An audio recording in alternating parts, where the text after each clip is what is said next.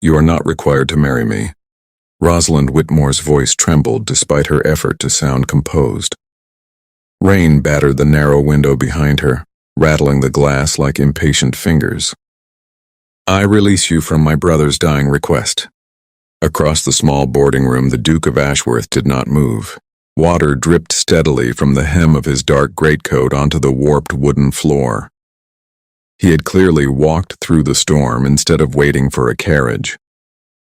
The rain had soaked his hair and darkened the severe lines of his coat, but nothing in his expression softened. "Burden," he repeated slowly. The word left his mouth with dangerous calm. Rosalind forced herself to meet his gaze. She had never been so aware of the misery of her surroundings. The candle burned low in its tin holder. The room smelled faintly of damp plaster and cold ashes. The hearth behind him held nothing but gray dust. "You think I came here out of obligation?" he asked. His voice was quiet, but something in it made her stomach tighten. "I believe," Rosalind said carefully, "that my brother loved me very much, and dying men often ask for promises they do not fully consider." For a moment the Duke simply looked at her. He was taller than any man she had ever stood near, broad-shouldered, severe, every line of his face carved as if from stone. The candlelight flickered across the hard angle of his jaw and the faint silver scar near his temple. Her brother had described him in countless letters. Cold as winter, unyielding, a man soldiers followed without question. But Thomas had also called him honorable. Rosalind prayed that part was true. "My brother asked you to marry me," she continued quietly. "But I will not bind a stranger to a dying wish." The Duke stepped further into the room. The cramped space seemed to shrink around him. "I am 26, she added, lifting her chin. "Plain, without dowry, without connections. I cannot allow you to sacrifice your future because a dying man loved his sister too much." For a long moment he said nothing. Then he moved. Without warning, the Duke crossed the room and crouched before the empty hearth. Rosalind blinked in confusion. From his coat pocket he produced tinder and a small flint. Within minutes, flames crackled to life. Warmth spilled slowly into the frozen room. Rosalind had not felt real heat in days. Despite herself, her fingers drifted toward the fire. Behind her, the storm roared across the rooftops of Cheapside. "You are shivering," he said. "I am quite comfortable, Your Grace." The lie hung embarrassingly between them. The Duke did not argue. He simply stood. The firelight rose behind him, outlining the tall, immovable shape of his body. "Thomas spoke of you constantly," he said. The mention of her brother tightened her throat instantly. Rosalind pressed her hands together. "He called you Rosie," the Duke continued. "His brilliant Rosie, the only person in England worth fighting for." Her breath faltered. "He saved my life," the Duke added. The words came with the quiet certainty of memory. "At the Khyber Pass, I was shot through the shoulder, could not hold a rifle, could not ride." He looked at her directly now. "Your brother carried me 2 miles through enemy fire." The fire crackled softly behind him. "He was shot twice while doing it," the Duke finished. Rosalind swallowed the sudden ache rising in her chest. "Thomas never mentioned that," she whispered. "He would not." Silence settled again. Then the Duke reached into his coat and withdrew a folded letter. "This is for you." Rosalind recognized the handwriting instantly. Her fingers trembled as she opened it. "Trust him, Rosie. He has waited for you longer than you know." Her heart stuttered. She looked up slowly. "Waited for me?" For the first time since entering the room, something in the Duke's expression shifted. Not warmth, something far more dangerous. "Yes." He took a step closer. "I saw your portrait 7 years ago." Rosalind blinked. "My brother carried it with him?" "In his breast pocket." The Duke's voice lowered. "I asked who you were." "And he told you?"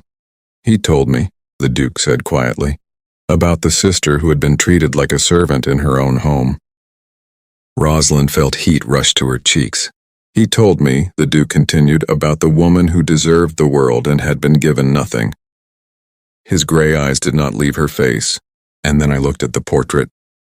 Rosalind could not breathe. "And I realized something very inconvenient." He stepped closer still. that the woman in that miniature was the most extraordinary creature I had ever seen. The room seemed suddenly too small, too warm, too full of him. Your Grace. Marcus, he interrupted. She froze. My name, he said softly, is Marcus. His voice roughened.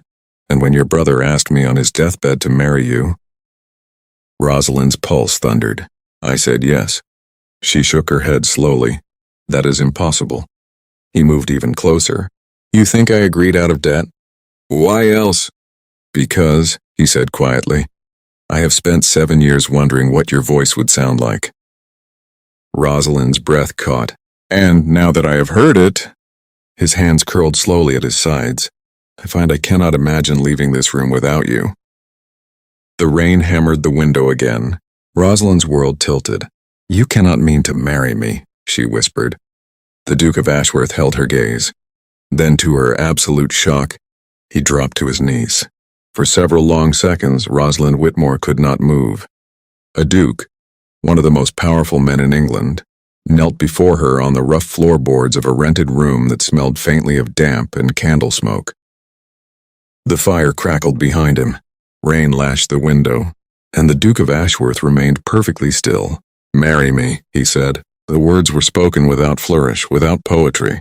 Yet the quiet certainty in them made Rosalind's heart pound violently against her ribs. This cannot be real, she whispered.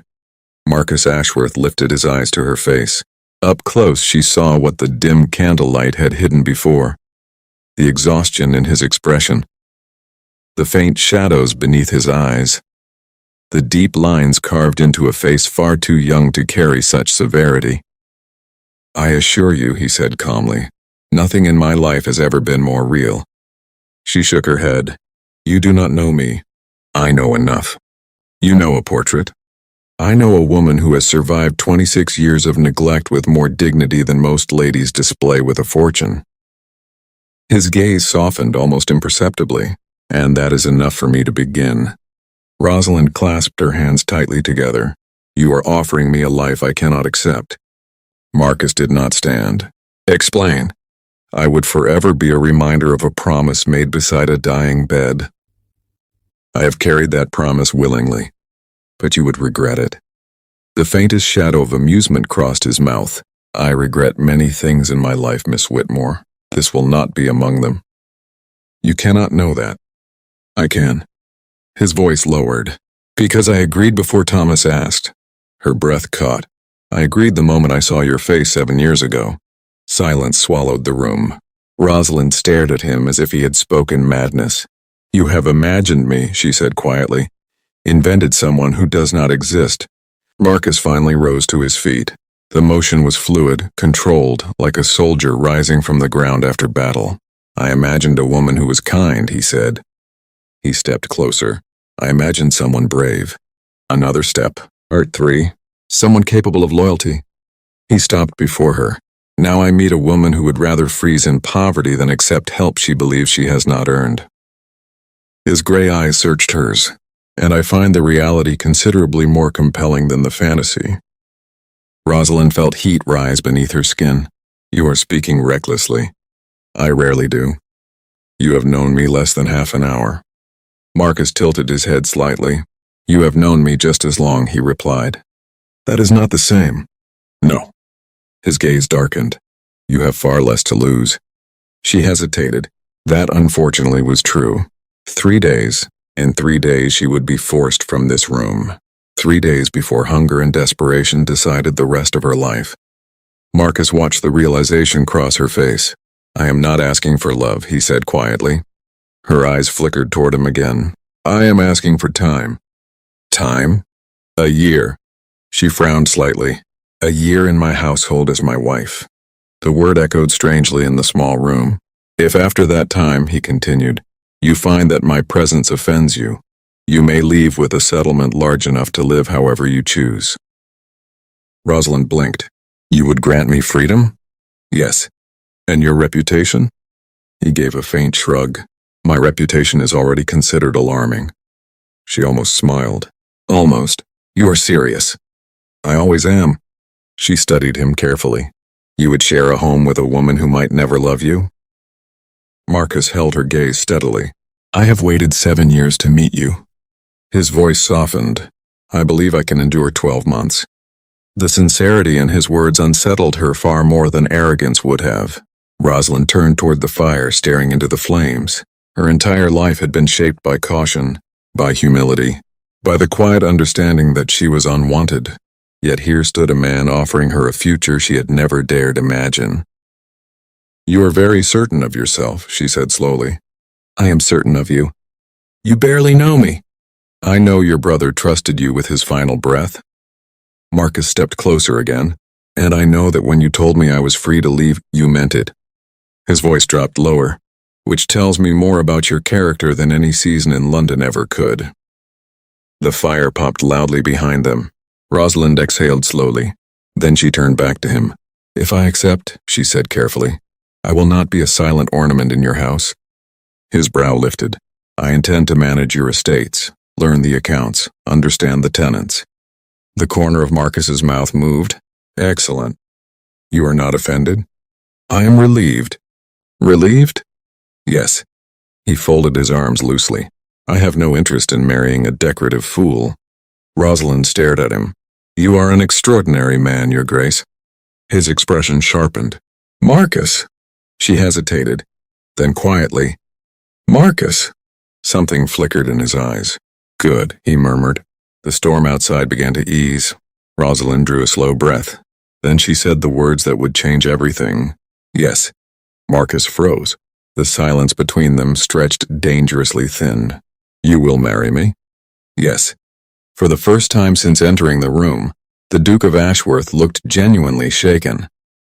He reached for her slowly as though afraid she might disappear. Rosalind, but before he could say more, a sudden knock struck the door. Sharp, urgent. Both of them turned. Neither yet understood that the news waiting outside would change the terms of their marriage before it had even begun. The knock came again. Harder this time. Marcus's hand stilled around Rosalind's wrist. Neither of them spoke. The storm outside had softened into a steady rain, but the sudden intrusion shattered the fragile stillness that had settled between them after her answer. Marcus released her slowly. Stay here, he said. The command was instinctive, quiet, and absolute. Rosalind folded her hands together as he crossed the room and opened the narrow door. A boy stood in the dim hallway, soaked through and breathing hard. He could not have been more than 14. Your Grace? The boy stammered. Marcus's expression sharpened instantly. What is it? A letter, sir, urgent. The boy extended a damp envelope. Marcus took it. The seal had already broken from the rain. For a moment he simply stared at the handwriting. Something changed in his face. Not fear, but a sudden tightening. Who delivered this, he asked. Messenger from Derbyshire, sir. Marcus dismissed the boy with a coin and closed the door. Rosalind watched him carefully. You look troubled. Marcus did not answer immediately. Instead, he unfolded the letter. His eyes moved quickly across the page. Then he exhaled. Not relief. Something heavier. What has happened? Rosalind asked quietly. Marcus lowered the paper. My steward writes from Ashworth Hall. The estate? Yes. He folded the letter again with deliberate care. There has been discussion. About what? You. Rosalind felt a familiar chill creep across her spine. Ah, she said softly. Marcus watched her. You expected this? Of course. She moved closer to the fire. When a duke marries a penniless spinster from Cheapside, people will have opinions. Marcus's jaw tightened. They will have silence. You cannot silence half of England. I can try. Rosalind almost smiled, Part 4. But the letter still rested in his hand. What exactly does your steward say? Marcus hesitated. He reports that certain members of my extended family have already begun making inquiries. Inquiries? They wish to know whether the rumor is true. Rosalind lifted her chin. And if it is? They believe I am acting out of grief. Because of my brother? Yes. And they think you will reconsider. Marcus's expression hardened into something cold. They are mistaken. The certainty in his voice warmed her unexpectedly. Still, there will be scandal, she said quietly. Marcus stepped closer. I am a duke. Yes. I do not require society's approval. Perhaps not, Rosalind replied gently, but your future Duchess might. Something flickered across his face. You fear humiliation? I am accustomed to humiliation. Her voice was calm. I simply prefer not to bring it into your house. Marcus stared at her as though the idea offended him. You will not be humiliated. You cannot guarantee that. Yes, he said softly. I can. Rosalind looked at him. Marcus Ashworth had the unsettling presence of a man who believed completely in his own power, not arrogance, certainty. You are very confident. I am very patient. He set the letter aside. The wedding will take place quietly. How quietly? A special license. Her eyes widened slightly. That requires the Archbishop's approval. Marcus's expression did not change. It will be arranged. Rosalind studied him again. You move very quickly. I waited 7 years. That answer silenced her. The firelight moved across his face. For the first time since the proposal, Marcus seemed uncertain. Do you regret saying yes? No. The answer came immediately. His shoulders relaxed almost imperceptibly. Good. Rosalind glanced toward the window. The rain had slowed. London's gas lamps flickered faintly through the wet glass. I must pack, she said. Marcus frowned.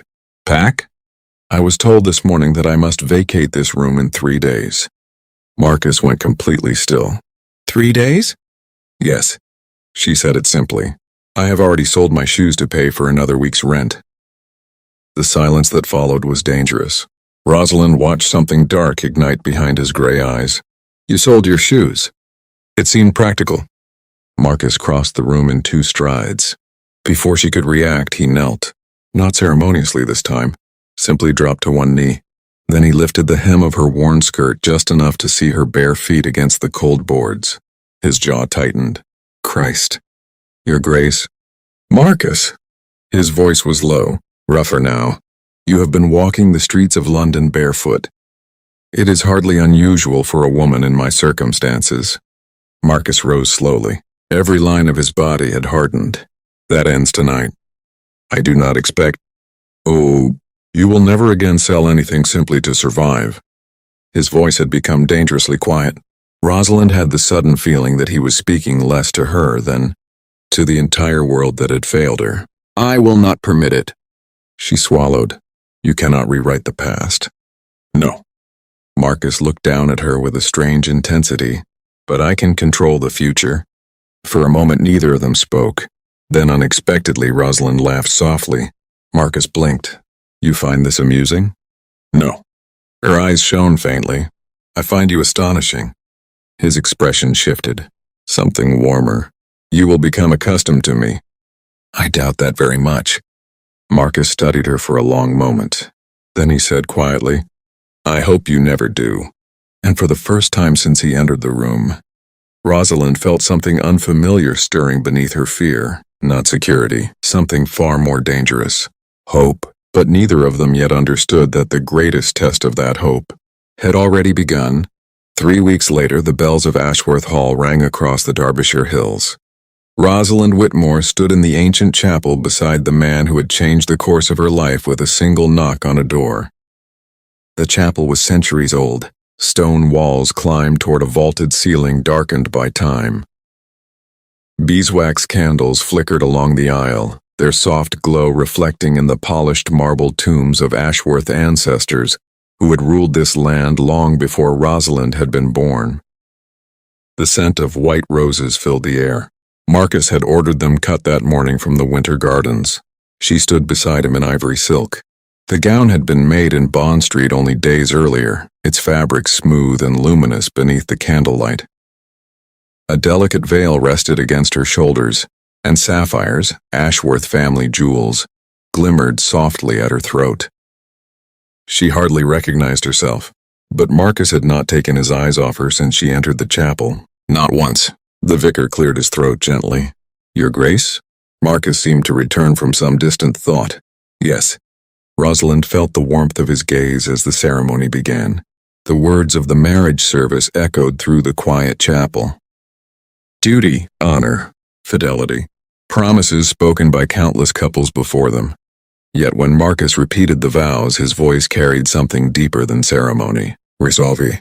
With this ring, he said quietly, sliding the gold band onto her finger. I thee wed. Rosalind's hand trembled.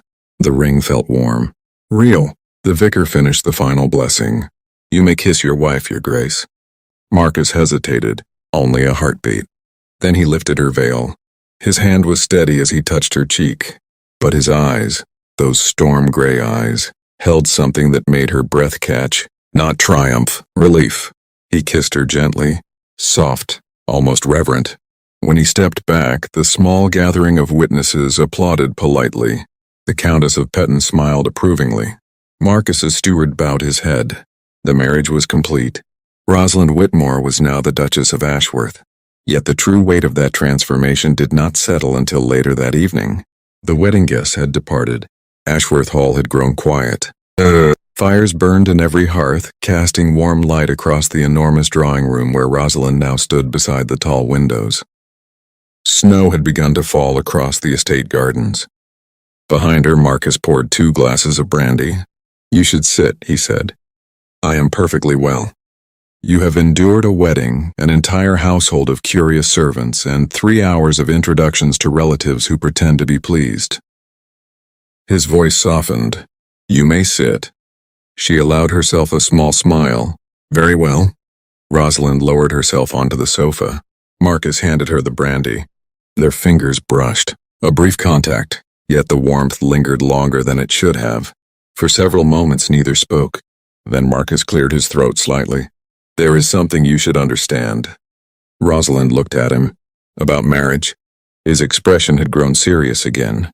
In English law, he continued quietly, a wife's property becomes her husband's.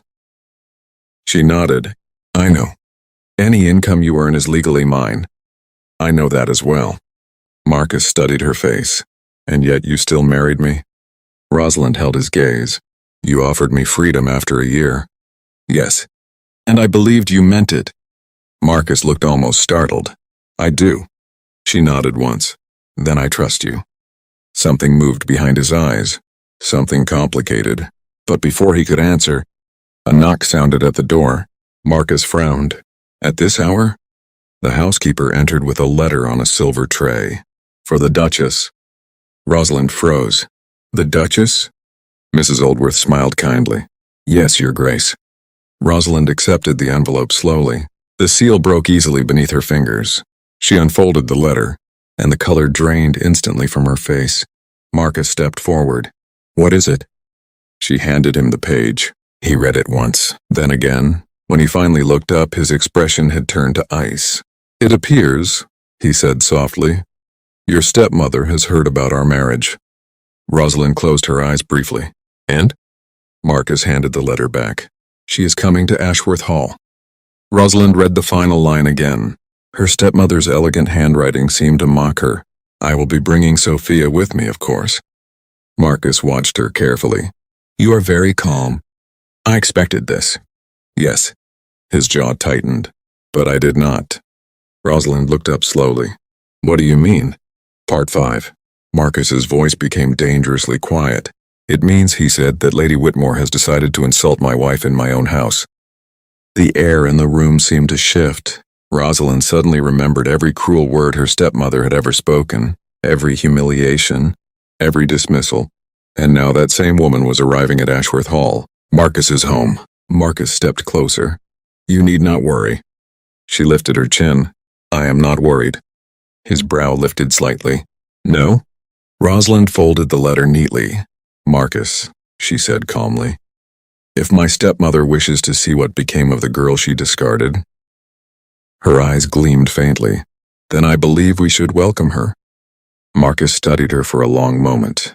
Then slowly, he smiled, and the expression was not gentle. Very well, Duchess. Lady Whitmore arrived at Ashworth Hall 3 days later. The carriage rolled up the sweeping gravel drive shortly before noon, its polished wheels cutting through the thin frost that coated the estate grounds. 2 liveried footmen opened the door as if receiving royalty. But Rosalind stood at the top of the great marble staircase and watched with calm, unblinking composure. Marcus stood beside her. he had insisted. "You will not greet her alone," he said quietly. "I have greeted her alone my entire life. That ends today."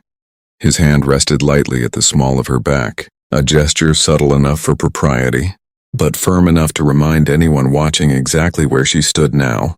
The front doors opened. Lady Whitmore swept inside as if she owned the house.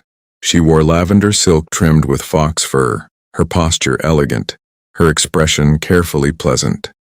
Beside her stood Sophia, tall, golden-haired, breathtakingly beautiful.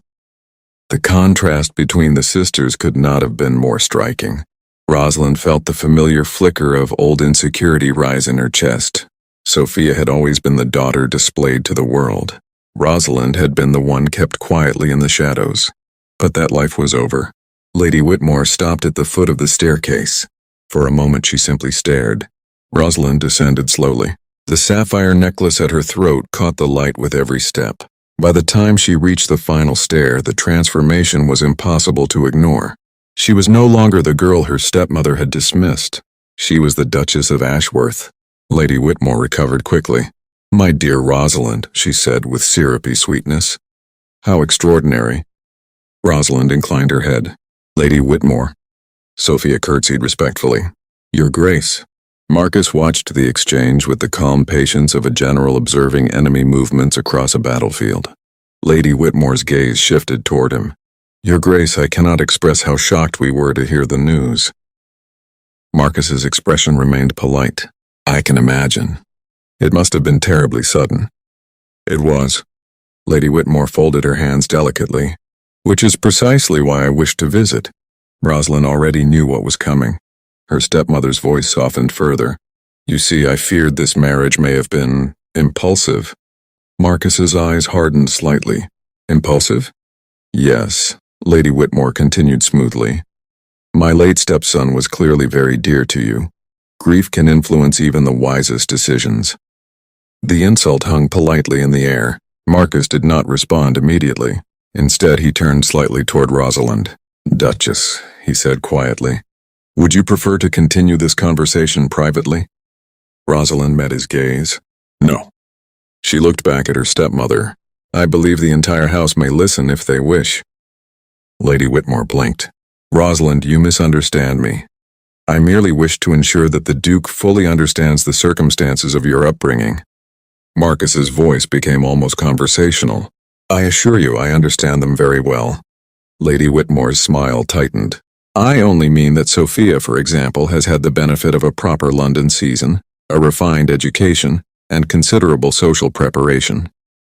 Sophia flushed faintly beside her. "Mother." "Hush, darling."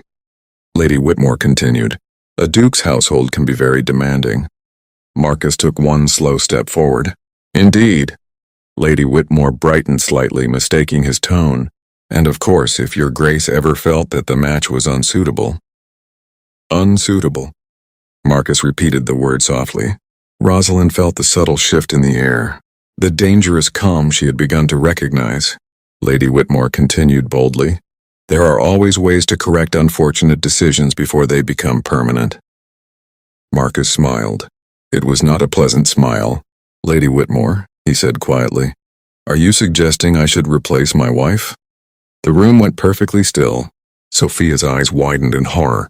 "My mother did not mean—" "I mean only," Lady Whitmore rushed on, "that Sophia is widely admired in society and—" Marcus's voice cut across hers. Cold, controlled, deadly.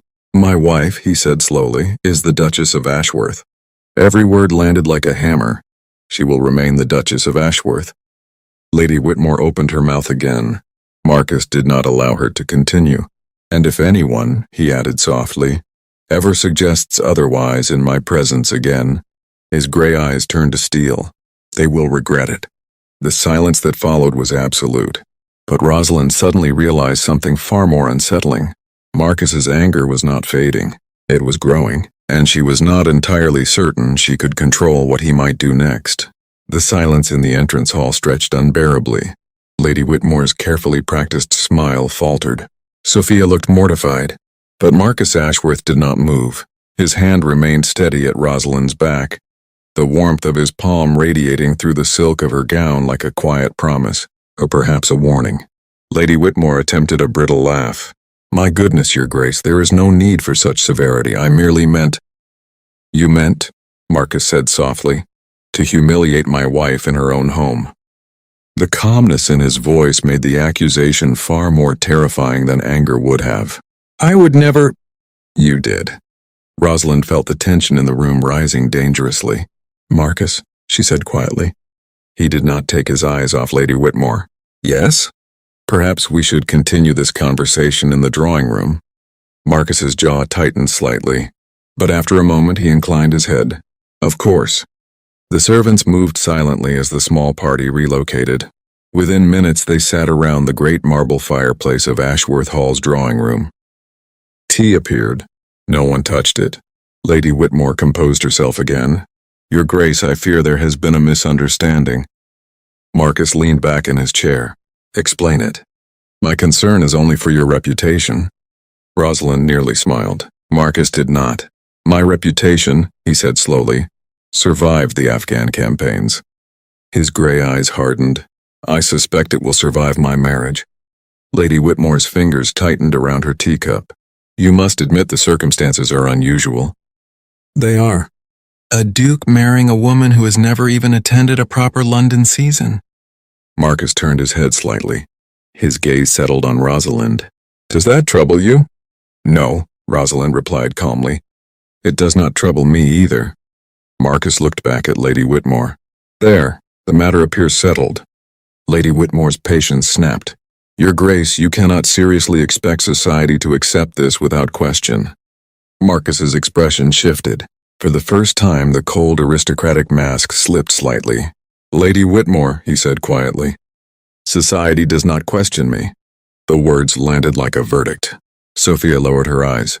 Rosalind studied her stepmother carefully. For years, this woman had controlled every corner of her life, every decision, every humiliation. But here, inside Ashworth Hall, everything had changed. Still, she did not want vengeance, only closure. Lady Whitmore, Rosalind said calmly. Her stepmother turned. Yes? I believe there is something you should know.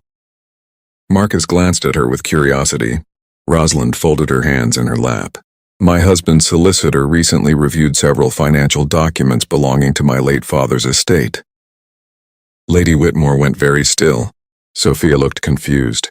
Rosalind, what are you talking about? Marcus spoke softly. 700 pounds. The teacup slipped from Lady Whitmore's fingers and shattered against the marble floor. The room fell silent. Rosalind's voice remained calm. My mother left that sum in a legal trust for my future. Sophia's eyes widened. Mother? Lady Whitmore's face had turned pale. Marcus reached for a small folder resting on the table beside him. My solicitor also discovered several forged signatures. He placed the documents gently on the table. Curious, is it not? Lady Whitmore stared at the papers as if they were poison. This is absurd. Is it?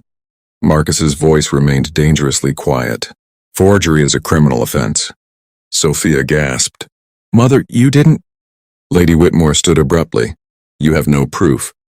Marcus slid another document forward. Witness statements. Her hands trembled. Rosalind watched the woman who had ruled her childhood crumble. For a long moment no one spoke. Then Marcus leaned forward slightly. You have two choices. Lady Whitmore's breathing had grown shallow. What choices? A public prosecution. His gray eyes held no mercy.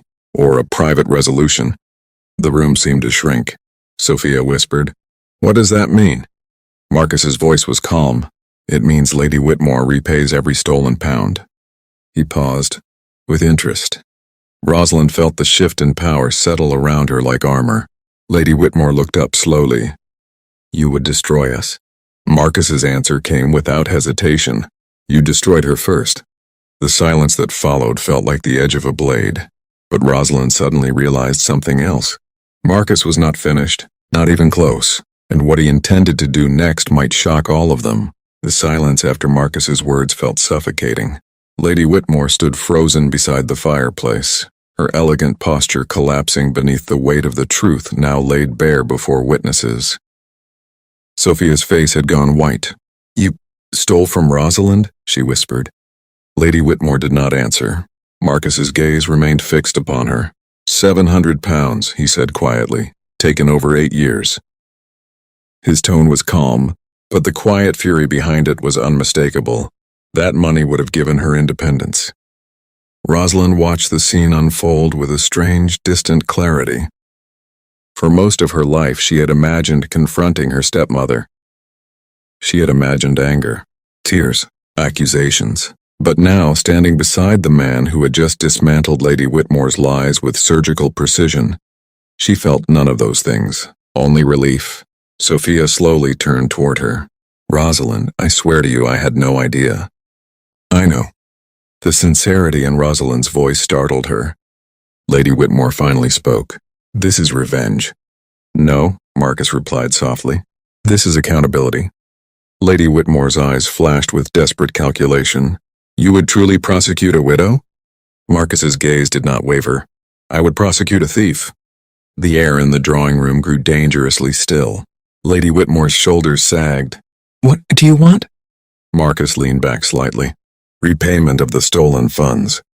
He slid another document across the table, a written confession, and a signed agreement that you will never again interfere in my wife's life.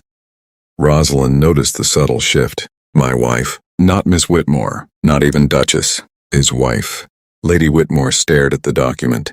If I refuse? Marcus's voice softened. Then the courts will decide. Sophia sank slowly into a chair. Oh God.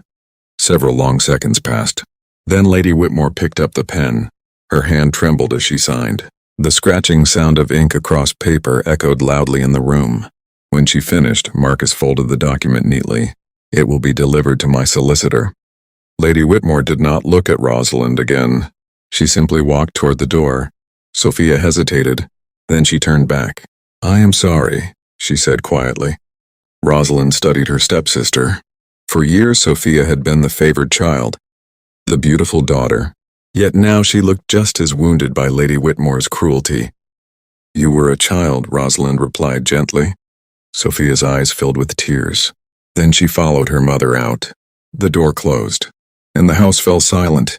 For several moments, neither Marcus nor Rosalind spoke. Finally, Marcus exhaled. I apologize if my actions were excessive. Rosalind turned toward him. You destroyed her. I intended to. There was no apology in his voice, only certainty. Rosalind studied him carefully. You would have done it even if I had asked you not to. Yes. His answer was immediate. Why? Marcus looked at her as if the answer were obvious. Because she hurt you. Rosalind felt warmth spread through her chest, not the frightening heat of anger. Something softer. You are terrifying, she said quietly. Marcus almost smiled. I have been told that. She stepped closer. But you are also loyal. His gaze darkened slightly, dangerously so. Rosalind reached up and touched his cheek. The small gesture made him go utterly still. You do not need to fight every battle for me, she said softly. Marcus's voice lowered. I know, but I will always stand beside you when they come. Her heart tightened, and they will come. Yes. Rosalind smiled faintly. Then we shall face them together. Marcus studied her for a long moment. Then something shifted in his expression. Not obsession, not the dangerous possessiveness she had glimpsed before. Something steadier, something earned. Rosalind, he said quietly. Yes? He reached for her hand. I have spent 7 years waiting to meet you. His thumb brushed the ring he had placed there only weeks earlier. And now that I have you, his voice softened. I find I have no intention of ever letting you disappear again. Rosalind's smile deepened. Then I suppose, she said gently, we shall both have to learn how to live with that. Marcus pulled her into his arms. Outside, winter sunlight spilled across the grounds of Ashworth Hall. And for the first time in her life, Rosalind Whitmore understood something her brother had always believed. She had never been invisible.